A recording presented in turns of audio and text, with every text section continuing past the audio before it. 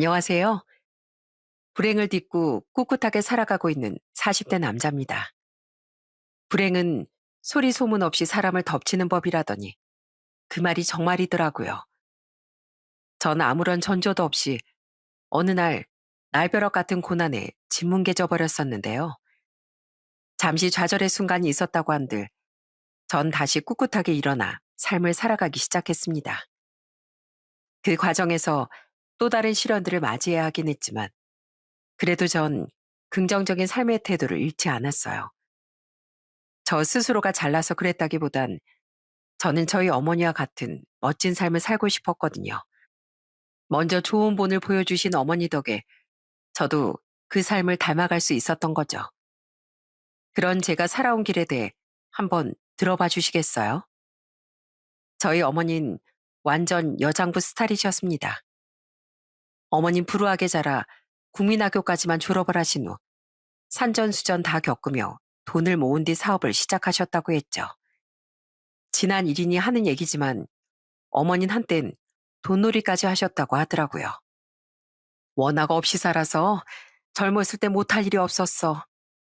날 딸이라고 자식 취급도 안 했던 내 부모님도 나를 무슨 종 취급하던 내 오빠들도 다 코를 납작하게 뭉개버리고 싶었지. 꼭 성공해서 말이야. 그렇다고 내가 불쌍한 사람들 돈을 착취했다는 게 아니라 그만큼 이 일 저 일 다 해봤다는 거다. 결국 그 일은 적성에도 안 맞고 마음도 아파서 금세 그만두었지만 말이야. 어머닌 삶에 대한 한이 많으셨습니다. 억울해서라도 꼭 성공하고 행복해지겠다는 마음에 정말 인생을 열심히 사셨다고 하더라고요. 그렇게 악착같이 돈을 벌며 어머님 결혼 전에 중학교, 고등학교 검정고시까지 합격하셨다고 해요. 전 그런 어머니를 정말 존경했죠. 반면 제 아버진 솔직히 자랑스러운 분이 아니었어요. 부모님은 저와 연년생 남동생이 어릴 때부터 허구한 날 다투셨습니다. 애들 보기 창피하지도 않아? 제발 술 좀 그만 마시고 노름도 그만둬. 그리고 당신 술집에까지 드나들면서 여자들 만나는 거 내가 모를 것 같아? 사람이 양심이라는 게 없니? 어? 그럼 당신 같은 여자랑 살면서 내가 설렘이나 느낄 수 있겠어? 여자치고 키도 너무 크고 골격은 무슨 장군감인 게 내가 여자랑 사는지 남자랑 사는지 알지도 못하겠다고. 성격은 또 얼마나 드세? 지금도 봐. 남자가 술도 좀 마시고 배포 있게 오락도 좀 할 수 있는 거지. 그거 가지고 사람을 못 잡아먹어서 안달이고 돈 좀 벌어온다고 서방을 이렇게 무시해도 되는 거야? 에이 짜증나. 백수였던 아버진 늘 어머니가 벌어오는 돈으로 술을 마시고 노름을 하며 나중에 여자들까지 만나고 다녔습니다. 아버진 그냥 어머니를 돈으로밖에 안 봤어요. 어머닌 자식들 앞에선 최대한 다투는 모습을 안 보이고 싶어 하셨지만 생각이 없는 아버지란 사람 때문에 그러실 수가 없었죠. 철이 들면서부터 전 어머니께 제발 이혼하시라고 부탁했어요. 내가 바보였다. 내 돈만 보고 접근한 줄도 모르고 나한테 너무 잘해주길래 마치 백마탄 왕자님처럼 느껴지더라고. 평생 가족들 사랑 한 번 못 받고 살았으니 너무 해벌쭉해졌던 거지. 그런데 너희들을 낳고 나서부터 저 인간이 본색을 드러내더구나. 시부모랑 아주버님이란 사람도 나만 보면 시집살이 시키려고 들고 돈돈거리길래 연을 확 끊어버렸는데 너희들 아버지만 어떻게 그럴 수 있었겠니? 나랑은 남남이 될 수 있어도 그래도 너희들 부모인데 저흰 괜찮아요. 저희도 아버지가 너무 싫다고요. 그래도 밖에 나가서 이혼가정 소리하면 사람들이 손가락질한다. 나도 못난 부모 때문에 콩가루 집안 자식이라고 손가락질 받으면서 살았는데 너희들까지 그렇게 만들 순 없잖니. 아무리 여장부셨다지만 자식들을 위하는 마음이 끔찍했던 어머닌, 우리를 위해 아버지를 견뎌내셨던 겁니다. 당시만 해도 가정을 깨는 일을 무슨 중재처럼 느껴지는 경우가 흔해 이렇게 참고 사는 사람들이 많았었죠. 게다가 자식들은 뭐 하나라도 부족함 없이 자라길 바라셨던 분이었기에 더더욱 이혼이 어렵게 느껴지셨던 것 같아요. 그래도 다행인 건 제가 18살 때 어머니가 드디어 이혼을 하셨다는 겁니다. 아버지는 어느 날 술을 마시고 들어와 어머니께 손찌검까지 하려고 들더군요. 놀라서 전 그런 아버지를 확 밀쳐버렸어요. 아버지가 뭔데 어머니한테 감히. 난 당신이 너무 증오스러워요. 이 건방진 놈이 감히 지 아버지를 밀쳐? 너도 내가 우습다 이거냐? 어? 그러자 아버진 제 얼굴에 바로 손을 올리더군요. 평소 아버지와 말다툼만 벌였지 한 번도 과격한 모습을 보이지 않으셨던 어머닌. 그때 아버지에게 바로 손에 잡히는 물건을 죄다 집어던지셨어요. 아, 이 여편 내가 돌았나? 그래, 돌았다. 이게 그래도 애들 아빠라고 데리고 사라졌더니 감히 내 아들 얼굴에 손을 대? 나가, 당장 나가. 넌 이제 쓰레기 봉투행이야. 너 또다시 내 눈에 띄면 내가 가만 안 둘 줄 알아. 아버지가 버티려 하자 저와 동생은 어머니를 도와 아버지를 집에서 쫓아내버렸어요. 그 뒤 할머니 할아버지까지 찾아와 난리를 쳤지만 어머님 바로 경찰에 신고를 해버리셨죠. 어머님 그렇게 아버지를 맨몸으로 내쫓다시피 이혼하셨고 아버진 이듬해 세상을 떠나셨어요. 이혼 당하고 난 뒤에도 아버진 맨날 술을 마시고 술집에 들락거리다 잘못 시비가 붙어서 험한 일을 겪고 병원에서 일어나지 못했다더라고요. 하지만 저와 동생은 아버지의 죽음이 슬프지 않았습니다. 너무 오래도록 어머니를 괴롭혀왔던 사람이었으니까요. 어머니 이혼 후 우리에게 이렇게 말씀하셨습니다. 자, 이제 불행 끝 행복 시작이다. 이제 우리 셋이서 과거는 싹 다 잊고 더 행복하게 살아보자. 찡그리고만 있기에 인생이 얼마나 길고 아름답니. 어머닌 그렇게 과거를 돌아보기보단 인생을 건강하게 살아가는 분이었어요. 어머닌 정말로 이혼 후 더 씩씩하게 살아가셨어요. 어머닌 동생과 제가 대학에 다니고 있을 땐 야간 대학을 다니기 시작하셨죠. 나도 너희에게 더 자랑스러운 엄마가 되고 싶구나. 배움의 때는 없는 거잖니. 뭐든 의지만 있다면 못할 게 없어. 그런 어머니가 정말 멋지다고 생각했어요. 그리고 저도 그런 어머니처럼 강한 의지를 가지고 세상을 멋지게 살아갈 수 있는 사회인으로 거듭나고 싶었습니다. 대학을 졸업한 뒤 동생도 저도 직장인이 되었어요. 저는 컴퓨터 프로그래밍에 관심이 많았기에 공대를 졸업한 뒤 프로그래머로 취업을 했고 동생은 건설업에 종사하기 시작했죠. 우린 가끔 돈을 모아 어머니를 모시고 여행도 다니고 선물도 하며 키워주신 은혜를 갚아나갔습니다. 전 앞으로 내가 더 성장할 가능성도 돈을 모아 어머니께 더 효도할 수 있는 길도 무궁무진할 거라고 생각했어요.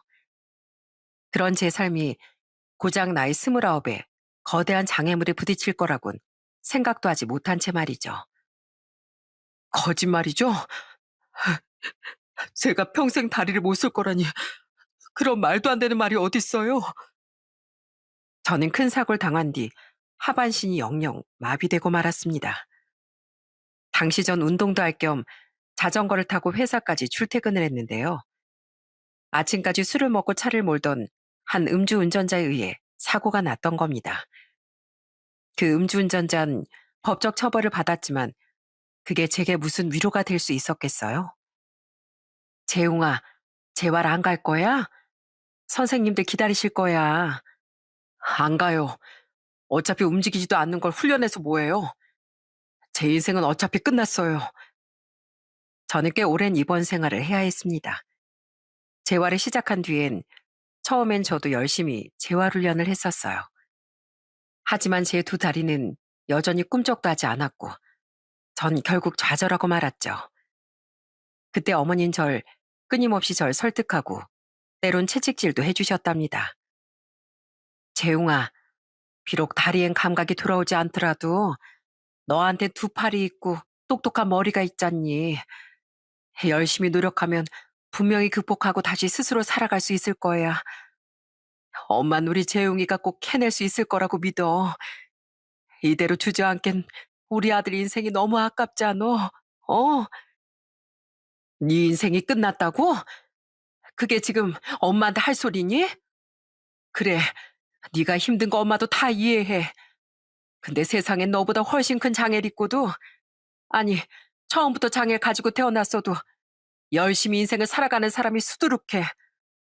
그 사람들만큼 노력해보지도 않고 어디서 약한 소리야? 너 인생이 그렇게 만만한 줄 알았어? 적어도 해보고나 좌절을 해야지. 해보지도 않고 어디서 그런 못난 소리를 해? 어머니는 아무것도 모르면서 갑자기 장애인이 되는 일이 얼마나 절망적인지 알지도 못하시잖아요. 그걸 알면 무조건 삶을 포기해야 하는 거니?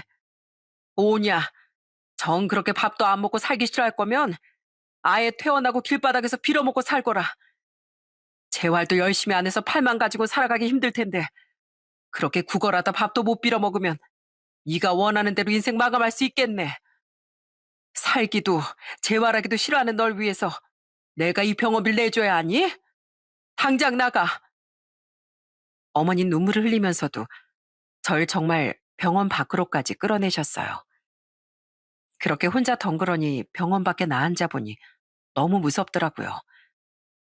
온 세상 사람들이 다 저만 쳐다보는 것 같고, 그런데 전 할 수 있는 게 없고 두렵더라고요. 그때 어린애처럼 엉엉 울며 저는 제 삶을 한탄했어요. 그리곤 깨달았죠. 아, 난 세상을 살기 싫은 게 아니라 무력하게 사는 것이 두려웠던 거구나 하고요. 어머니 몇 시간 뒤 다시 절 데리러 오셨습니다. 어머니의 눈도 제 눈처럼 퉁퉁 부어 있었죠. 전 그런 어머니께 눈물을 흘리며 사과드렸어요. 죄송해요, 어머니. 다신 그런 못난 소리 안 할게요. 저요, 비록 이런 몸을 가지고서라도 못나지 않게 멋지게 살아볼 수 있도록 노력해 볼게요. 재활도 하고 어떻게든 다시 행복해지려고 최선을 다할게요. 못난 모습 보여서 정말 죄송해요. 이 엄마의 말로 미안하다. 널 지켜주지 못해서. 그래도 어쩌겠니? 내가 널 다시 걷게 해줄 수도 없으니 이렇게 모진 방법을 써서라도 널 채근할 수밖에 없었다. 고맙다, 우리 아들. 이런 어머니뿐 아니라 제 동생도 절 도와주려고 정말 많이 노력했습니다. 그러기에 전 다시 마음을 고쳐먹고 열심히 재활을 하기 시작했어요. 비록 시간이 오래 걸리긴 했지만 결국 전 다시 일상을 되찾았습니다. 비록 휠체어를 타긴 해야 했지만 전 혼자서도 살아갈 수 있을 만큼 웬만한 것들은 다 혼자서 할 수 있게 됐죠. 그만큼 상체 근육을 정말 많이 기르고 살아가는 훈련을 했거든요. 또한 전 다시 프로그래머라는 직업을 살려 직장도 구했습니다. 조금 번거롭고 힘겹긴 해도 출퇴근이 가능했으니 굳이 재택 프리랜서가 아니더라도 직장을 구하는 일이 가능했던 거죠. 물론 장애가 있는 절 채용해주겠다는 회사가 많았던 건 아니지만 전 운이 좋게 한 중소기업에 취업할 수 있었어요. 생긴 지 그리 오래된 회사는 아니었는데 대표님이 정말 마음이 열려있는 분이었거든요. 축하한다, 재용아. 엄만 진심으로 네가 자랑스럽구나. 어머니가 그러셨잖아요. 의지만 있다면 못 해낼 일이 없다고요. 이게 다 어머니를 보고 자란 덕분이에요. 감사해요. 어머닌 출퇴근이 조금이라도 편하라고 자동차까지 사주셨어요. 저 같은 사람도 차를 개조하면 직접 운전할 수 있다는 걸 솔직히 제가 장애를 갖기 전엔 전혀 몰랐거든요. 그런데 막상 경험해 보니까 생각보다 장애를 가진 사람들이 신체적인 한계를 넘어설 수 있는 방법이 참 많더라고요. 그게 얼마나 감사한 일인지 새삼 깨닫게 됐죠. 이후 어느 정도 직장 생활이 안정되자 저는 저와 같은 장애인들을 돕고 싶다는 마음이 들었습니다. 그들의 고통을 잘 알 수 있었기에 어떻게든 도움이 되고 싶더라고요. 저는 저소득층 장애 가정의 생활비와 의료비를 위해 적은 금액이나마 꾸준히 기부를 하고 장애인 단체의 정기 후원을 시작했어요. 어차피 이 몸으로 여자를 만나 결혼을 할 수 있을 거란 기대는 하지 않았었기에 결혼 자금으로 모을 돈을 좀 더 기부에 쏟을 수 있었던 것 같아요. 우리 아들이 그런 기특한 일을 한다는데 엄마가 돼서 가만히 있을 수 없지. 엄마가 재용이 너한테 이렇게 배우는구나. 어머닌 그런 제가 기특하다며 함께 저와 같은 사람들을 위해 거금을 후원하고 기부를 시작하시더군요. 당시 결혼했던 동생과 재수 씨도 한 번씩 봉사활동을 다니기 시작하더라고요. 그런 가족들의 선행이 절 아끼는 마음으로부터 나온 걸 알고 있었기에 너무 고마웠습니다. 전 장애인 복지관에서 활동도 하기 시작했어요. 저는 제 경험을 살려 다른 장애인분들께 상담과 조언을 해드렸고 컴퓨터 교육 봉사도 할 수 있었죠.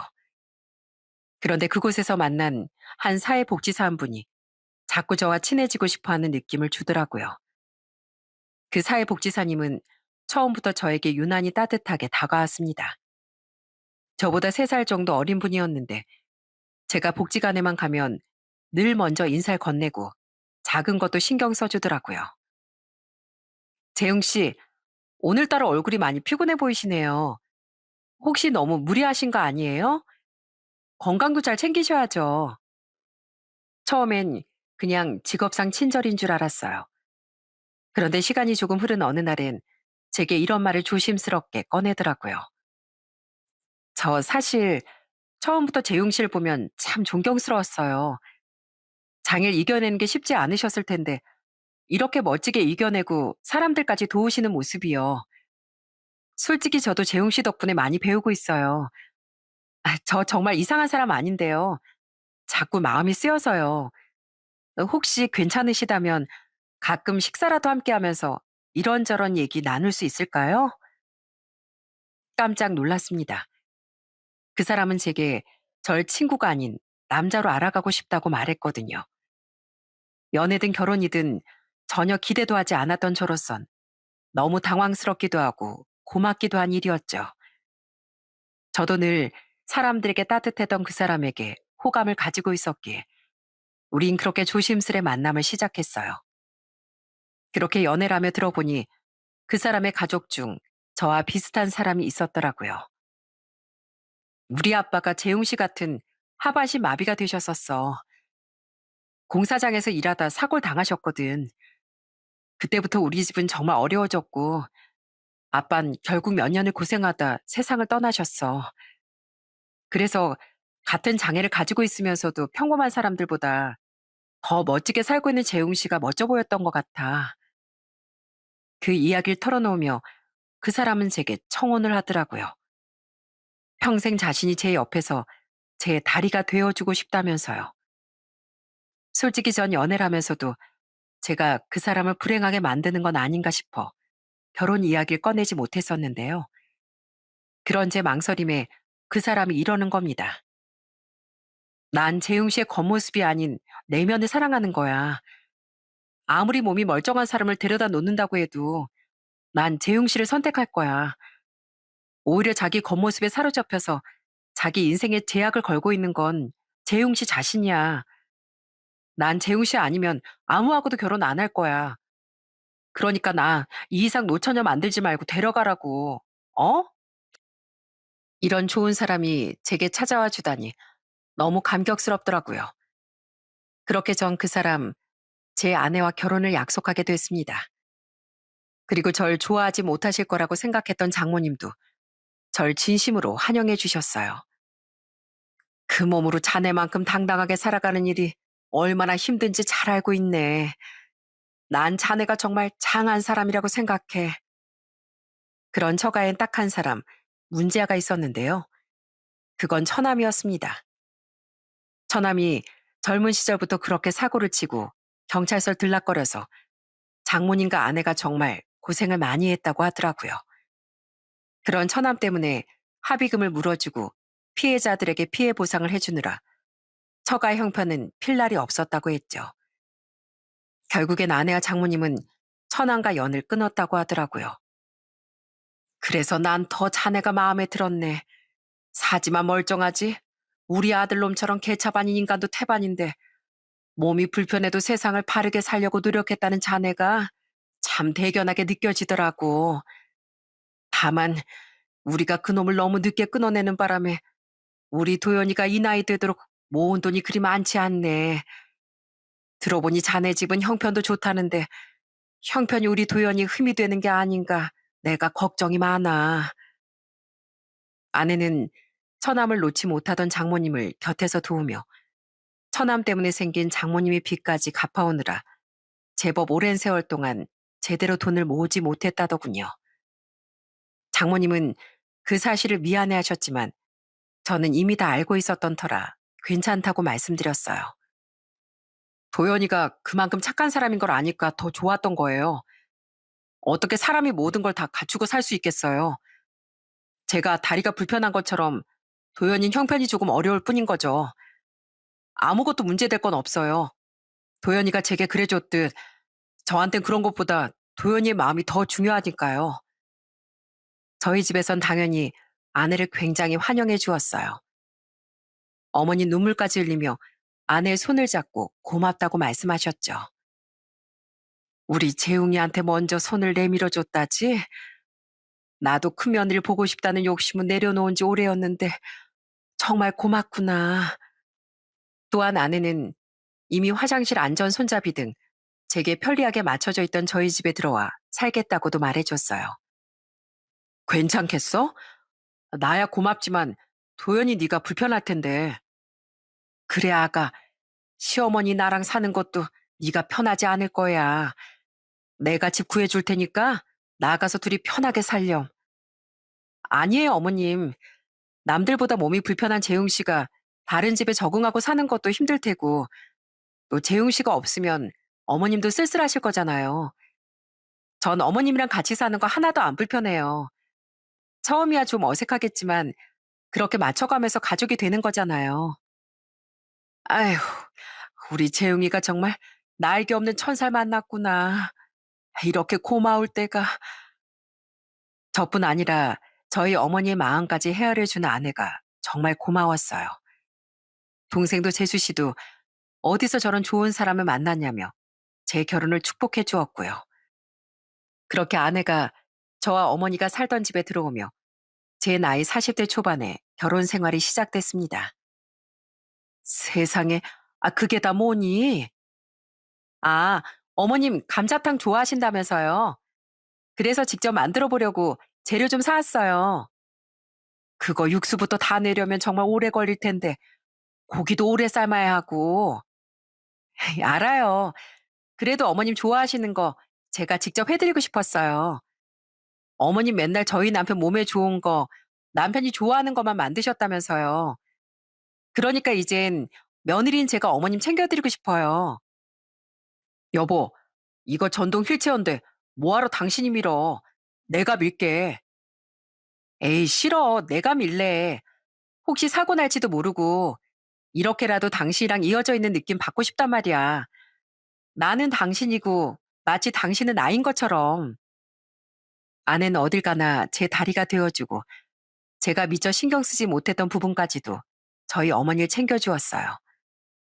재수신 좋은 분이었지만 함께 살고 있지 않기도 했었고 또 일이 바쁜 사람이기도 했어요. 그런 재수씨 대신 아는 맏며느리인 제가 어머님을 더 챙기는 게 맞죠라며 언제나 어머니 곁을 지키고 극진히 모셔줬죠. 전 그런 아내가 너무 고마웠어요. 그리고 저희 어머닌 그런 아내 정말 끔찍이 아끼셨답니다. 어머니는 어딜 가나 아내부터 생각해 주셨고 혼자 지내시던 장모님도 틈틈이 잘 챙겨주셨죠. 사돈, 잘 지내시죠? 제가 선물로 들어온 좋은 홍삼이 있어서 댁으로 보내드렸습니다. 아유, 감사하긴요. 예쁜 딸 저희 집에 보내주셔서 제가 더 감사하죠. 우리 아들이 다리만 멀쩡했으면 제가 아닌 사돈을 모시고 살라고 했을 텐데 그게 늘 감사하고 죄송할 따름이네요. 또 어머닌 장모님이 큰 수술을 받으셔야 했을 때 선뜻 돈도 빌려주셨어요. 그게 무슨 소리니? 사돈이 아프셔? 그래서 돈이 뭐 얼마나 든다고? 당시 아내와 전 방에서 장모님의 수술비와 치료비에 대한 의논을 하던 중이었어요. 다행히 치료만 잘 받으면 나으실 수 있는 병이었는데 치료비가 좀 많이 들어간 것 같았거든요. 그런데 그 대화를 우연히 들으시곤 어머님 자신이 치료비 3천만 원을 도와주겠다고 하신 거예요. 어머니, 그냥 제가 장모님 도와드리면 돼요. 됐어. 너보다 엄마가 훨씬 돈 많아. 그리고 우리 며느리인데 당연히 내가 도와야지. 정말 감사해요, 어머님. 제가 그 돈 꼭 갚을게요. 차용증도 쓰고 이자까지 쳐서 다요. 예, 가족끼리 뭐 돈을 갚니? 네가 우리한테 얼마나 소중한 존재인데. 괜찮아. 그럴 필요 없어. 아니에요, 어머님. 저 그렇게 염치 없는 사람 아니에요. 물론 지금 당장은 어렵겠지만 꼭, 꼭 이자까지 쳐서 갚을 거예요. 그때 아내는 굉장히 고마워하며 자처해서 차용증까지 쓰더라고요. 어찌나 고집이 세던지 어머님 결국 아내를 말리지 못하셨죠. 그렇게 화목하게 살아가던 우리에겐 한 가지 걱정거리가 있었는데요. 그건 바로 아이가 생기지 않았다는 겁니다. 특히 아내는 더 나이 들기 전에 꼭 아이를 갖고 싶어 했어요. 결혼 전부터도 아이를 갖고 싶다고 노래를 불렀었죠. 그런데 아이가 생기지 않아 너무 속상해했던 겁니다. 어머니도 저도 당연히 아이를 바라긴 했었습니다. 하지만 제가 몸이 이런데 아이까지 생기면 아내가 더 고생하지 않을까 싶어 걱정을 많이 했던 것도 사실이었어요. 그럼에도 불구하고 꼭 제 아이를 낳고 싶다던 아내에게 어머니도 저도 정말 감동했었죠. 그런데 아이 소식보다 먼저 우리에게 아주 불행한 소식이 찾아오더군요. 바로 저희 어머니가 제가 결혼한 지 3년 뒤 난소암 3기 판정을 받았던 겁니다. 에휴, 그렇게 자식들한테 짐대기 싫다고 건강관리도 열심히 했건만 암이란 놈은 사람을 정말 가리지 않고 찾아오는구나. 걱정 마세요, 어머니. 요즘 의료기술이 얼마나 발전했는데요. 제가 무조건 어머니 살릴 거예요. 평소 건강관리에도 열심인 분이었건만 하늘이 정말 원망스럽더라고요. 저도 아내도 소식을 듣고 달려온 동생 내외도 그야말로 눈물바다였죠. 이후 어머니는 바로 수술을 받으셨습니다. 다행히 난소암은 후기에 발견되어도 수술할 수 있는 경우가 많다고 하더라고요. 그리고는 잠시 휴식을 취한 뒤 항암 치료에 돌입하셨죠. 어머니는 항암 치료할 때만 며칠씩 입원하고 평소엔 집에서 휴식을 취하셨습니다.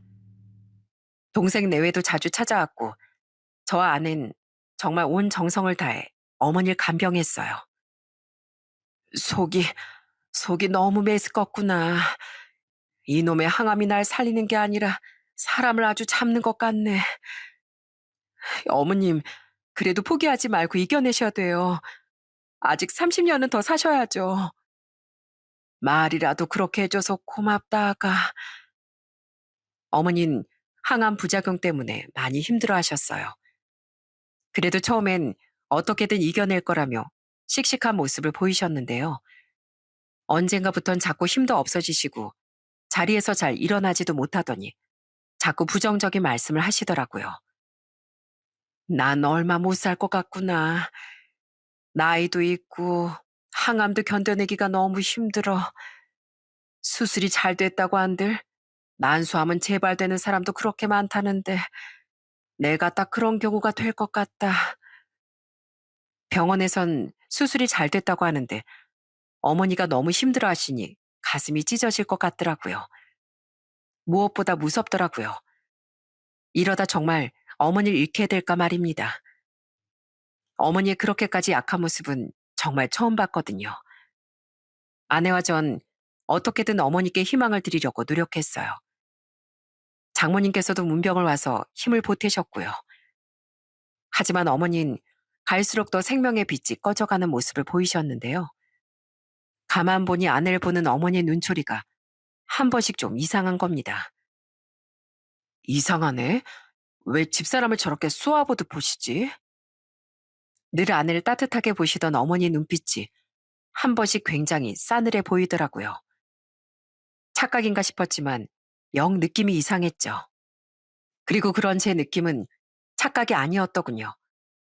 암 선고를 받은 지 4개월 뒤의 어느 날, 어머닌 저와 아내를 방으로 부르셨습니다. 그런데 이상하게 그날따라 어머니의 모습이 평소보다 정말 쌩쌩해 보이셨어요. 자세도 꼿꼿하시고 목소리도 전처럼 힘이 있으시더라고요. 어머니 왠지 딱딱하게 굳은 표정으로 장롱을 향해 손짓하며 말씀하셨어요. 아가, 저기 장롱 속에 너에게 주는 내 마지막 선물이 있다. 서류 봉투가 하나 들어있을 거니까 한번 꺼내서 열어보렴. 마지막 선물이라뇨. 어머님, 왜 꼭 마지막을 준비하는 사람처럼 말씀하세요? 우선 어서 가서 열어봐. 어머니의 삶을 정리하시는 듯한 말에 아내가 울먹거리더군요. 아내는 어머니의 말씀에 따라 장롱을 열고 조금 볼록한 모양새 서류 봉투를 꺼내 제자리로 돌아왔습니다. 그리고 그걸 열고 웬 종이 하나를 꺼내본 아내는 크게 당황하며 물었어요. 눈물은 이미 쏙 들어간 뒤였죠. 이혼 서류잖아요, 이거. 대체 이게 무슨... 내가 컴퓨터로 좀 뽑아놨다. 이유는 그 안에 들어있는 물건을 더 꺼내보면 알게 될 거야. 당황스럽긴 저도 마찬가지였습니다. 아내는 영문을 모르겠다는 표정으로 다시 서류 봉투에 손을 넣었어요. 그리고 그런 아내의 손에 들려 나온 건 소형 녹음기였죠. 소형 녹음기인데 한번 재생해봐라. 내가 너 들려줄 것만 잘 추려서 파일 담아놨으니까. 내가 그래도 나름대로 사업 안에 오래 있던 사람이라 70 넘은 노인치곤 컴퓨터를 잘 만지는 편이잖니. 저는 여전히 영문을 몰랐었는데요. 반면 아낸 뭔가 눈치를 챈 건지 갑자기 녹음기를 든 손을 벌벌 떨기 시작하더라고요. 그리고선 재생 버튼을 누르지도 못하는데 뭔가 있다는 촉이 확 오더라고요. 그래서 전 아내의 손에서 녹음기를 빼앗아 직접 재생을 해봤습니다. 그 안에 들어있던 음성 파일은 3개였는데 그 3개 모두 충격적이기 이를 데가 없었어요. 그 녹음기 안엔 제가 미처 알지 못했던 아내의 충격적인 실체가 담겨 있었거든요. 녹음 파일들엔 모두 아내의 목소리만이 녹음되어 있었는데요. 내용을 들어보니 아내가 장모님과 통화를 하는 내용 같았어요. 엄마, 우리 어머님? 몰라.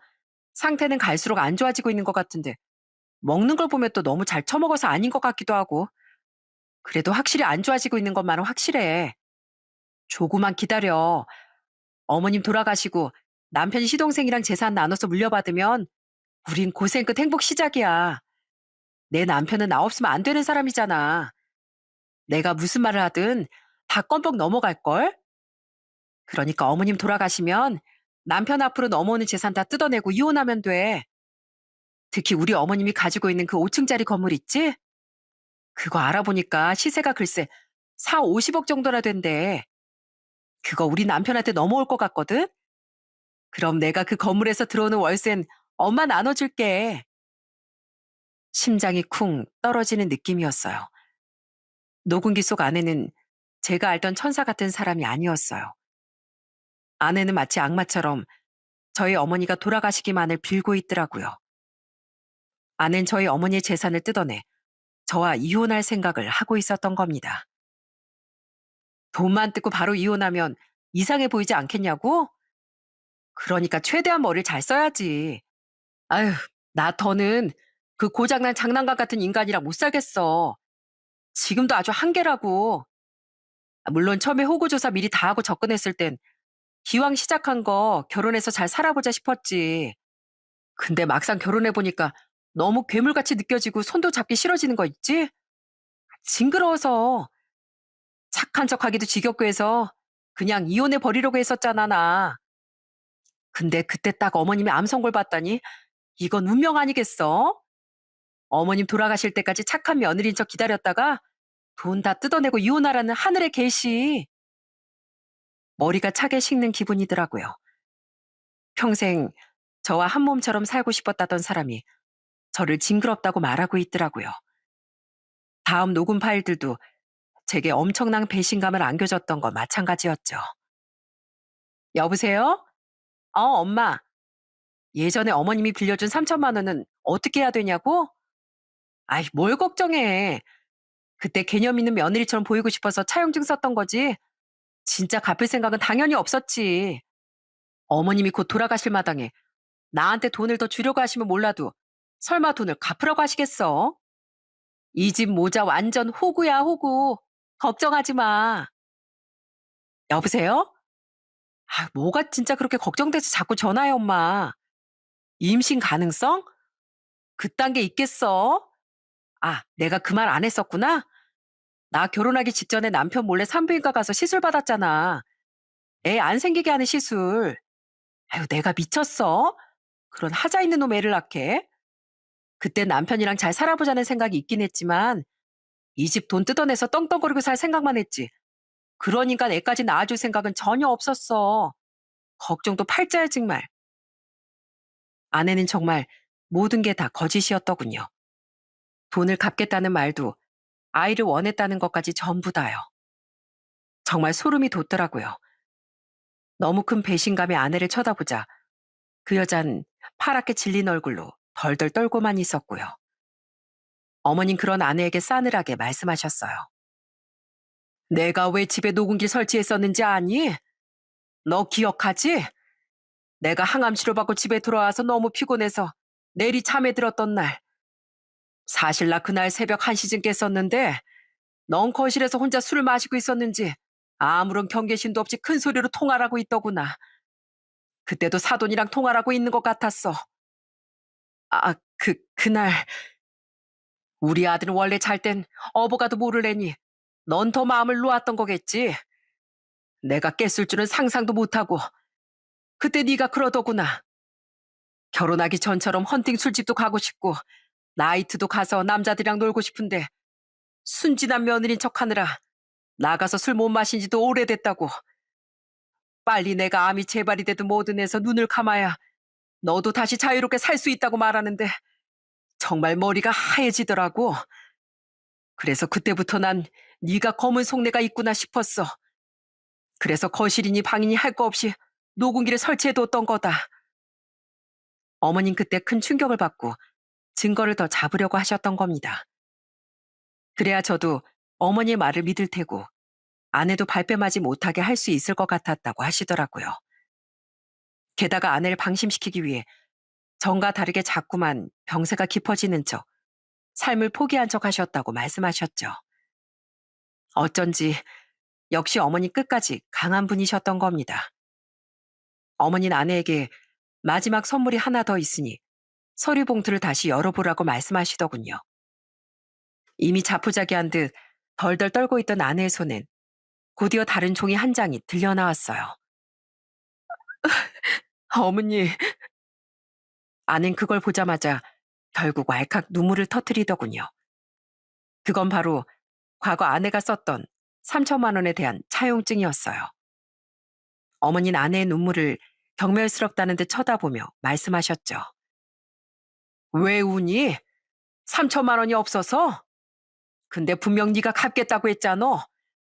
굳이 내가 갚지 말라는 거 네가 직접 쓴 차용증이니 할 말 없지? 넌 맨몸으로 이 집에서 나가야 할 거고 내 돈도 이자까지 쳐서 다 갚아야 할 거다. 그러니까 조용히 이혼서류에 도장 찍고 내 돈 갖고 영영 우리 눈앞에서 사라져. 어머니, 제가 정말 잘못했어요. 제가 워낙 힘들게 살았다 보니까 그만 돈에 욕심이 나서 그래서 잘못한 건 알겠고 내 돈은 갚으란 말이다. 내가 소시적에 돈놀이 할 때 내 돈 빌려간 사람들이 돈 안 갚으면 내가 어떻게 했었는지 아니? 어떻게든 내 돈 토해내게 하려고 지역을 보여줬었다. 내가 네 앞에선 천사였지만 나보다 세상 독하게 산 사람 몇 없을 거야. 감히 내 아들 마음을 이렇게 짓문게? 너 같은 버러지가 감히? 마음 같아서 널 잘근잘근 씹어먹고 싶은데 그래도 그동안 네가 잘했던 건 사실이고 내가 지금 그만한 힘도 없으니 우선 참아주마. 그런데 내 돈도 당장 이자 쳐서 안 갚는다? 그때부터 너랑 네 엄마 인생엔 지옥이 펼쳐질 거야. 알겠어? 저도 저희 엄마도 돈 없는 거 아시잖아요. 여보, 나 도연이야. 당신한테 그렇게 잘했던 당신 아내. 내가 솔직히 좀 욕심을 부린 건 사실인데 그냥 통화하다 보니까 말이 좀 더 세게 나온 거야. 사실은 당신이랑 이혼할 생각 없었어. 정말이야. 그러니까 나 내쫓지 마. 어? 내가 어머님이랑 당신한테 더 잘할게. 어머니는 아내에게 거의 염라대왕 같은 모습으로 으름장을 놓으시더군요. 사실 그렇게 악독한 짓은 하지도 못하셨으면서 어머니는 아내에게 겁을 주려고 자신의 과거를 더 무섭게 말씀하셨던 거죠. 그러자 아내는 잔뜩 겁을 먹고는 제게 애걸복걸하기 시작했어요. 하지만 이미 증거도 다 들었겠다. 저는 차갑게 그 손을 뿌리쳤죠. 이거 놔. 잘해? 진심도 아닌 가식으로 잘해봤자 누가 행복해? 당신 처음부터 다 거짓말이었구나. 끝까지 사람을 바보로 봐도 유분수지. 나 당신이 정상인이고 난 몸이 이래서 무조건 당신한테 매달렸던 거 아니야. 가족을 사랑하고 누구에게나 선했던 모습이 정말 좋은 사람이라고 생각했으니까 그래서 당신한테 곁을 내어줬던 거야. 그런데 사실은 이렇게까지 속이 썩은 인간이었다니. 정말 사람이 무섭다. 당신도 당신 엄마도. 여보, 여보라고 부르지도 마. 우리 어머니 말씀 들었지? 조용히 이혼서류에 도장 찍고 영영 우리 눈앞에서 사라지라고. 당연히 당신 엄마 살리려고 빌려갔던 돈도 토해내고 내 인생에서 영원히 사라져. 절대 용서는 없을 거야. 나가. 당장 이 집에서 나가라고. 저와 어머니는 그 여자를 집에서 쫓아냈습니다. 그 와중에 아내는 어머니와 제게서 받았던 고가의 선물을 챙겨가려고 했었는데요. 그 추잡한 모습을 제게 딱 걸려버려 하는 수 없이 초라한 진가방만 들고 저희 집에서 퇴장해야만 했죠. 그렇게 둘만 집에 남고 보니 그제야 눈에서 눈물이 주르륵 흐르더라고요. 그토록 믿었던 사람에게 배신당한 충격이 너무 컸던 거죠. 그리고 어머니께도 죄송한 마음에 전 어머니의 손을 잡고 흐느끼며 말했어요. 죄송해요, 어머니. 아무래도 제가 사람 보는 눈이 너무 없었나 봐요. 혼자 일을 다 준비하면서 얼마나 심란하셨어요. 몸도 성치 않는 분이 내 아들을 위한 일인데 못할 게 뭐가 있었겠니. 그리고 사람 보는 눈 없는 건 나도 마찬가지였다. 너야말로 많이 상처받았겠구나. 우리 앞으로 더 큰 행복이 찾아오려고 이런 일이 생겼다고 생각하자. 속상하겠지만 이 또한 시간이 해결해 주지 않겠니? 어머니는 역시 어머니단 위로를 제게 건네주셨어요. 그 이후 장문 차마 저나 어머니께 전화 걸지 못하고 어머니께 문자를 한 통 보냈더군요. 사부인, 제가 정말 잘못했습니다. 노여 오신 건 알지만 3천만 원 어떻게 좀 유예해 주시면 안 될까요? 가진 전셋집 빼곤 그만한 돈은 가지고 있지도 않고 그건 저희 딸도 마찬가지입니다. 자식이 하나도 아닌 전부가 금수로 큰 건 다 이유가 있는 겁니다. 자기 행동에 대한 대가는 정당하게 치르시길. 어머니는 자비 없이 그렇게 간결한 답장만을 보내셨어요. 그리고 아내는 제게 전화해 끝까지 싹싹 빌었답니다. 이혼하지 말자. 아니면 이혼해도 좋으니 돈이라도 받지 말아달라. 그걸 재산 분할이라고 생각해주면 안 되겠냐고요. 그리고 그걸 거절했더니 제게 잔인하다며 원망까지 하지 않겠어요? 저는 기가 차서 이렇게 말해주었습니다. 내가 대체 뭘 잔인하게 굴었는데? 결혼할 때 거의 맨몸으로 왔으니 이제 맨몸으로 나가라고 한 것뿐이고 당신이 갚겠다고 한 돈 이혼하면서 고스란히 내놓으라고 한 건데 이게 너무하다고? 그건 너무 넓으신 빠 아니야? 뭐 재산 분할? 애도 없고 애초에 가져온 것도 없으면서 무슨 재산 분할? 내가 오히려 위자료를 청구하고 싶은데 법적으로 힘들다고 해서 안타까울 따름이야. 나랑 어머니 무조건 그 돈 받아낼 거니까 더는 전화하지 마. 결국 아내는 순순히 이혼 도장을 찍고 이혼할 수밖에 없었어요. 결혼 기간이 그렇게 길었던 것도 아니고 아이도 없었으니 재산 분할이나 다른 법정 분쟁을 일으킬 필요도 없었죠.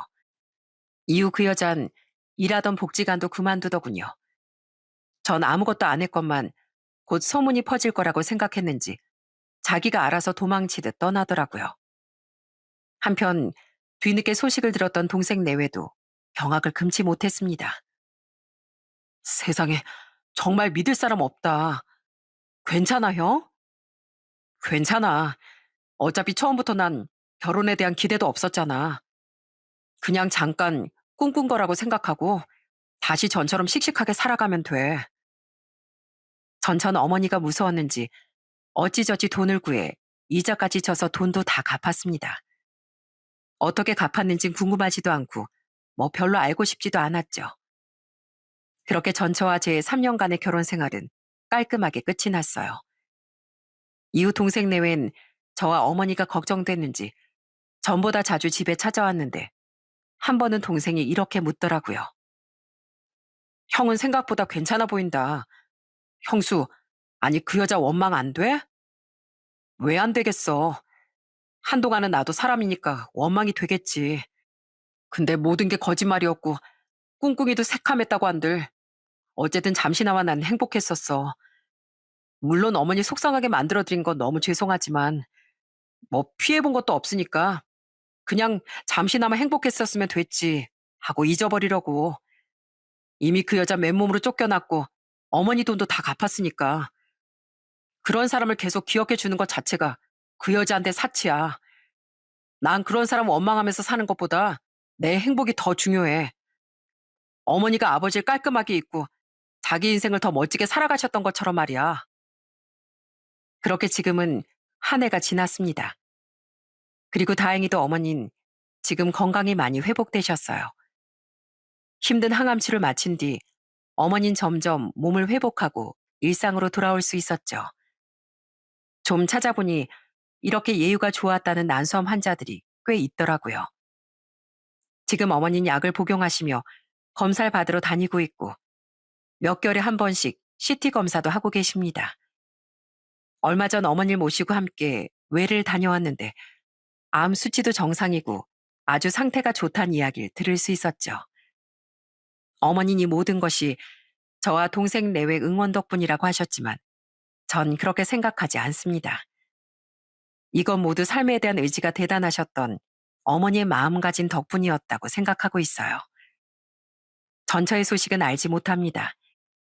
우릴 함께하는 겹친이라고 해봐야 복직한 사람들이었는데 전처가 그곳을 그만둔 지 오래니 그들도 전처의 소식을 모르거든요. 그 사람과 전 장모가 잘 지내고 있는지 못 지내고 있는지 더는 관심이 없고요.